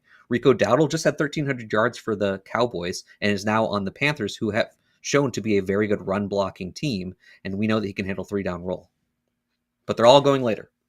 You mentioned someone who is not like the rest. Those other guys have potential if things break their way, and we'll see what happens, right? We know if Bijan Robinson gets hurt, it is going to be the Tyler Algier show. Yes. He is going to be the chalkiest running back of the year if that happens in DFS. Mm-hmm. So you know that. You know that. Yes. I'm not talking about of all the running backs that we've talked about that he happens to be. No, I'm talking about every running back in the NFL. I'm talking about if you had to predict the player and situation that would generate the highest DFS ownership in 2025 fantasy football, it would be injury to Bijan Robinson. Mm-hmm. Okay, that would be greater than injury to Saquon Barkley. Okay, because there's still going to be uncertainty around Shipley. And does that mean more rushing for Hurts and all this? You know, there's going to be all this nonsense, right? That there's going to be some segment of the DFS grinder community that's like a Will Shipley skeptic, whatever it is. Okay. You have a rookie like DJ Giddens. I'm sure that's going to be up in the air. There's going to be some veteran that's also in the mix and they don't fully trust him. And, you know, the offense in Carolina's not one that anyone's going to be so bullish on any given week of the season. But Atlanta, and there's no one there. It's Bijan and Algier, and they're betting it's going to be that one of these guys will be healthy. That it's a bet that the Falcons have made that one of these two guys will be available. And if Bijan's not available, we're talking about an 80% opportunity share for Tyler Algier.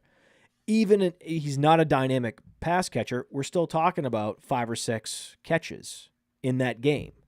We're still talking about at least one touchdown that you can project. We're talking. This is going to be This is going to be one of those, you know, Alexander Madison takes over for Dalvin Cook and scores 25 fantasy points that you could just set your watch by. Mm-hmm. That's what we're talking about with Tyler Algier. So you have to draft him, man. You have to get him. You have to get him. And now that we're getting into this mode where we're doing more seasonal league drafting, more managed league drafting, FFPC, right? Promo code Underworld at FFPC, you get $25 off your first draft. I mean, come on, man. Like, it's an easy one. If you see Tyler Algier there at his ADP, you got to pick him. You got to pick him. You have to, if in a managed league, you're going to be closing out your draft, and when you look at your team, you should have at least 3 handcuffed backs. At least. I mean, that's the bare minimum in a managed league. You should have 3 backup running backs that have huge upside. And so, therefore, Algier is like a must draft. Mm-hmm. But I also like Shipley. Shipley's upside is incredible. Oh, yeah. Shipley's a better pass catcher. Shipley, I think, of all those guys, he actually has the most upside because if things break his way and he really does earn that role and he is everything that he was sold to be at Clemson, then that is delicious. The pass catching is nice, and that will definitely help propel him to some fantasy points. Yeah, they're like, you could see the narratives now. They're gonna just insert him into the Barkley role, right? Mm-hmm. It's hard to fail behind that offensive line.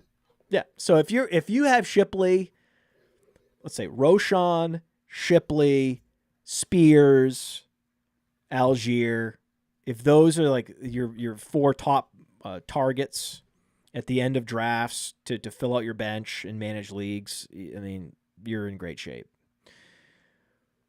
Earlier in drafts, you know, we've talked about a couple receivers that you're just not drafting. Do you have anyone else that you would put on a do not draft list if you had one?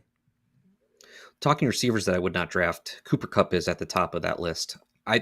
All I really need to know is that as soon as the season was done, the Rams said, "Who wants Cooper Kupp?" We're done. We're done with the Cooper Kupp show. They had no interest in him anymore. I think he's honestly about to be done. I hate to be the guy to say like injuries have done this, and you gotta look out for injuries. But Cooper Kupp's just suffered way too many lower body injuries at this point. I'm not sure that he has much left. I don't have a lot of confidence in him being able to produce in the Seattle offense, and he still has an ADP where like you kind of have to rely on him. So I cannot click his name. I can. I think that it's possible that the ankle is back and that they just decided we're going to upgrade and we're going to Devontae Adams, and that's an upgrade, and we have that opportunity, and we're going to do that. The thing that's in the back of my mind, though, makes it harder for me. Like, my heart really wants to draft him because I like him. And I want, and I've seen stranger things where guys had this chronic ankle injury and just enough time went by, enough healing, and they were fine. And they didn't suffer the setbacks they suffered the previous season. And so I want to be open to that possibility. But the one thing you said is also something that sort of haunts me a little bit, is that they really loved him. He was synonymous with the Rams brand, and he and McVay were very tight. Yeah. These were close. These guys were close. I mean, and I know it's a business, but there's something about, like you said, the way it went down where it's Cooper Kupp, man. And for you just to walk away from Cooper Kupp like this, it makes me a little nervous. They were even ready to trade him mid-season in 2024. Those conversations were happening. And then they won a couple games and decided to keep things going. But then season ended, they were ready to move on. And it makes it all the more of a problem that his quarterback was also jettisoned by his team without even a second thought. Okay. The Vikings were like, ugh, bye-bye. Right? We're not, because remember the debates? Oh, they might extend him. Yeah, McCarthy was always all this talk about a potential extension and how they've fixed him and they're not sure and they want to let McCarthy come back slow and he's so young and let him develop and have the leadership of Darnold. And no, there was no discussion whatsoever. They were more interested in Aaron Rodgers than they were of Sam Darnold. So now that quarterback is in Seattle paired with Cooper Kupp. So there's two real sort of trash heap players where they're giving a final chance just based on their brand. It just means more targets. As far as I'm concerned, that just means more reason to just get Jackson Smith and Jigba. He's going to be so productive this year. Jackson Smith and Jigba and Kenneth Walker are, I think that's it. Those are the two players I have any interest in on that team. But even Kenneth Walker, I'm having fatigue about Kenneth Walker. I was more bullish on him, and I can't even really explain it. It's something with the injury history and just this team. Again, reading the team preview in the draft kit, just if a team is headed in the wrong direction and they're making all these desperation moves, typically you only want to be exposed to the number one receiver. If you're exposed to the number one receiver, that guy's always going to be fine no matter what happens with the team. Like if there's a lot of positive game script with Kansas City, Rashee Rice is still going to get plenty of fantasy points. No one's that worried about Rashee Rice. It's the other options where the game script's really going to matter. Or if a team just tanks, right? If Carolina's bad, Ted McMillan's still going to get fed. It's not a problem. No one's worried about that. Seattle heads in the wrong direction, which they will. They are already headed in the wrong direction. These are all desperation moves. Bringing in Sam Darnold, bringing in Cooper Kupp, it stinks. The whole thing stinks. And so if you just look at your portfolio and think, I only have a bunch of Jackson Smith and Jigba and I'm really not exposed to anybody else, it's hard to go wrong in that situation. I still like Kenneth Walker. I think he fits Clint Kubiak's offense really well, that wide zone scheme. And I really like that Kubiak's going to bring the fullback into town, which is great for all skill players in an offense because it basically eliminates an option for someone to take opportunities away from the skill players. So I'm still in on Walker. Thank you for saying that. That's all I needed to hear. I mean, I have a lot of Walker already, but I'm just like, should I be trying to limit exposure? Thank you. Okay. You're welcome. We talked about there are veteran receivers, not Cooper Kupp, but like Christian Kirk, Calvin Ridley that are being slept on. Any more veteran receivers you can think of that are being slept on? The big one for me, and we kind of touched on him slightly before, was Jacoby Myers, who I really think is just a lock for 1,000 yards, 6 touchdowns, like 80 catches, something like that. Gets drafted around wide receiver 40, but he's just going to be a low end wide receiver 2, like he has been year in and year out. Situational upgrade all the way around. What's not to like here? What is not? Yeah, I don't know. Is there anything not to like? I don't know. Who plays in the CFL first, Anthony Richardson or Shedeur Sanders? This one is not close. It's easily Anthony Richardson. He's not there as a passer, and there's been these rumblings that behind the scenes he's not there as a worker. Won't work on extra with Michael Pittman. Takes himself out of the game. Ugh. All these things. It's just kind of building up. Like, I have a fear that he's not long for the league. Who is your favorite late round tight end? It's Jatavian Sanders, because when we're looking for these late round tight ends, we're trying to find ones who could possibly be the second target on their team. Now, I love T-Mac. I'm sorry to take it from you. I love T-Mac. I think he's going to be really good. But outside of that, who's earning targets in this offense? Adam Thielen's been nice, had his little renaissance, but he's really up there in age. How long are we going to count on that? I like Jalen Coker enough, but I don't know what's really going to happen there. There's a possibility that he becomes the second target on this team, and that's what we're looking for in our tight ends. And he's one, when you're talking about end of the drafts, probably has the best chance of doing that. Give me your number one's Dynasty truther. Yeah, so when I'm thinking Dynasty truthers, I'm thinking of players that not everyone's jazzed about. They're not going to be a highly drafted player. You're going to be able to get them pretty cheaply on your roster. It's easily attainable. We talked about him. It's Cedric Tillman. I like this ambiguous wide receiver situation here for the Browns. Locked in as the extra wide receiver in that offense that I expect to run a lot of plays. I really think we can get a ton of value from Cedric Tillman, and it might be because I'm a Browns fan, unfortunately, but I'm a truther for Cedric Tillman. We didn't talk about this before the show. I brought up Cedric Tillman already. I didn't know you were going to say that. I love that. All right, I'll get you out of here. Bold prediction. Easy. Drake May, top 5 QB. Hey, I want to take a moment to thank you for tuning in. It's important to me that all of our media be free. This is only possible because of you allowing a true independent sports media enterprise to thrive unlike any other in the business. So please subscribe to the All In Package to continue to make all of this possible, to ensure that all of our stats, information, data, content is available to you, especially you, the people that get the site and get the show.